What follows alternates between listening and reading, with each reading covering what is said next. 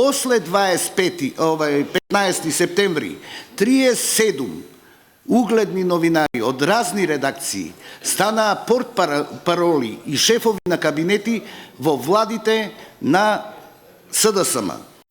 И во тој период проработеа 2 новинарски фабрики за производство на вистина. Ова се кратко факти, можам да ви набројам уште, ама нели немам време и ми е ограничена слободата. Благодарам. Ограничена слободата, таков е деловникот и такви се правилата. Значи,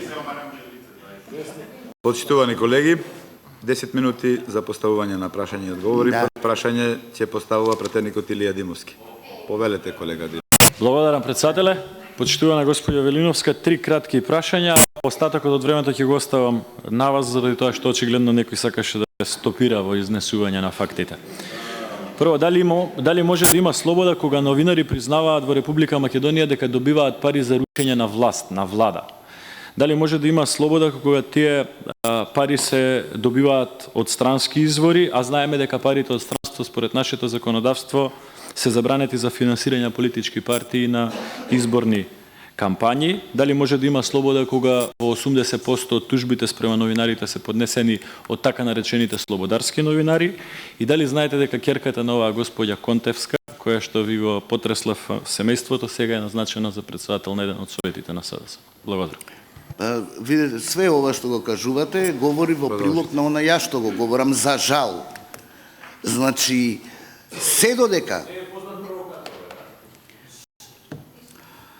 колеги, значи имаме ние проблем прво овдека, коректно беа поставени прашања за демократија, прво да прифатат плурализам и слобода на изразување, додека нели зборуваат оние со кои тие не се согласуваат.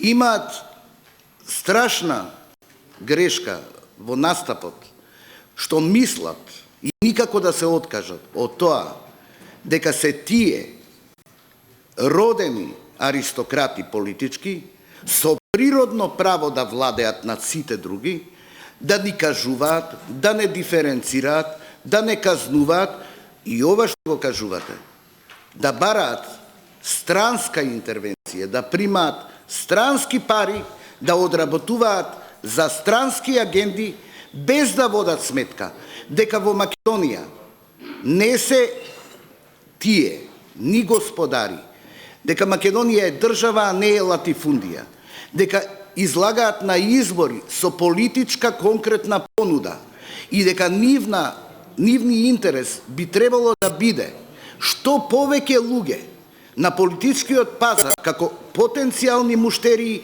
да дојдат да купуваат од нивната тезга. Тие работат обратно од тоа. Не очекуваат од никого ништо, освен од своите следбеници, а ги обвинуваат сите други и ги навредуваат, вклучително и новинарите кои отворено ги критикуваат. Ги етикетираат, ги дисквалификуваат, вршат на нив притисок, се закануваат, а од друга страна говорот им е полн со фрази за демократија и за слобода. Најстрашно е што јас како левичар не го гледам тој притисок од десницата која мене ми е политички далечна, идеолошки далечна, а го гледам од оние што го узурпирале левиот простор и лажно се представуваат како левица, а действуваат како златна зора во Македонија. Не може така. Јас отворено го кажувам. На нив е да сватат дали ги вреѓам или им кажувам во очи дека не може левица и политичка партија која го поштува гласачот, односно граѓанинот и потенцијалниот гласач, да се однесува вака нахално. Не се уверливи. Го зборував ова и летово на расправата за законот за медиуми. Ние, новинарите, немаме право да бараме, да бидеме, како го рече тоа Обама, exceptional. Ние сме дел од систем, во Македонија нема никој надвор од устав, а се однесуваме во реалниот живот, едни бараат за себе привилегии. Мене СДСМ никогаш ме нема земено во одбрана. За мене не носеле маичка. Осудена сум, луѓе. Од нивни судија. Го унапредија сега во апелација да седи. Жена. Од Гевгелија во Скопје трансферирана на моја кариера. Ке и барам отчет еднаш во живот. Говорат за слобода на медиуми врз основа на фрази и како да речам пропаганден тренд. Ниеден од нив не иницираше расправа да види овие случаи вредат ли нешто. Говорат ли нешто за некого. Инаку, јас ве уверувам, во Македонија слобода на говор има и до таму, не седи карши мене, човек кој секој втор збор му е, ајде да не кажам псовка. Секој во Европа вие нема да најдете такво новинарство. Шпекулација да се пушта како вест, оговарање да стане информација, фотошоп да се монтираат фотографии, да се лажираат наследни председателот на Сдруженијето минатата недела објави информација и текст со сосема различно име и презиме. Сакате да зборуваме за новинарски слободи, ама не ќете да чуете новинари. Сакате се, ова е навреда, ова се факти. Меѓу другото, затоа ја не сум во политика и во собрание, не дозволувам да ме ограничува никој. Благодарам. Бидете тука, имате уште едно прашање. Да, со задоволство ќе го чујам. Прашање Ја немам имунитет. поставува пратеникот Светлана Вучетиќ-Мазгаловска. Ве молам за ред, за да можеме да се чекам слушаме. да пролупаш и типа и да идеш у затвор, ајде. Ве молам. Повелете, господјо Вучетиќ-Мазгаловска, повелете. Благодарам. Господја Велиновска, го следам вашиот исказ. Ја следам исто така и вашата работа како новинар и колумнисти и ми се познати вашите ставови. Во вашиот исказ рековте дека во многу случаеви сте имале пријави. Меѓутоа не слушнав дека сте биле во притвор.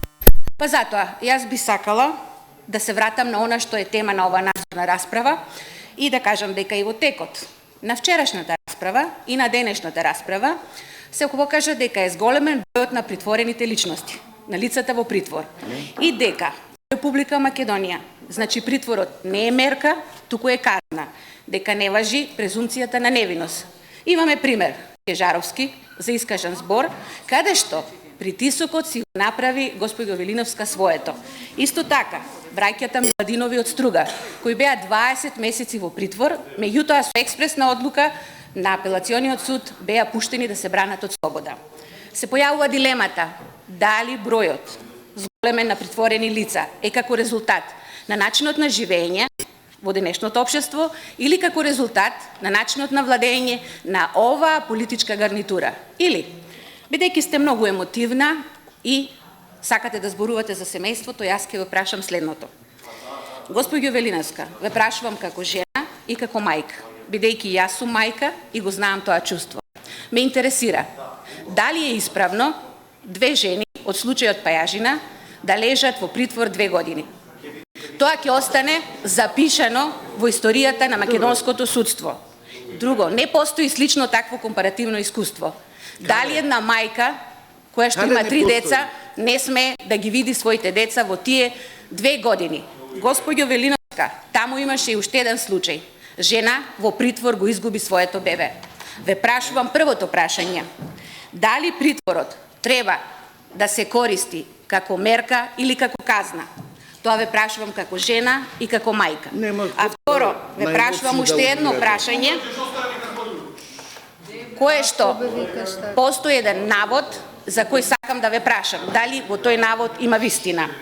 Поранешен началник на службата за безбедност, кој сега е во притвор, во случајот шпион, во една емисија во своја изјава на тука присутен вели дека сите информации кои доаѓале до службата за државна безбедност, цитира, биле објавувани и пренесувани преку Мирка Велиновска како уредник на Пулс.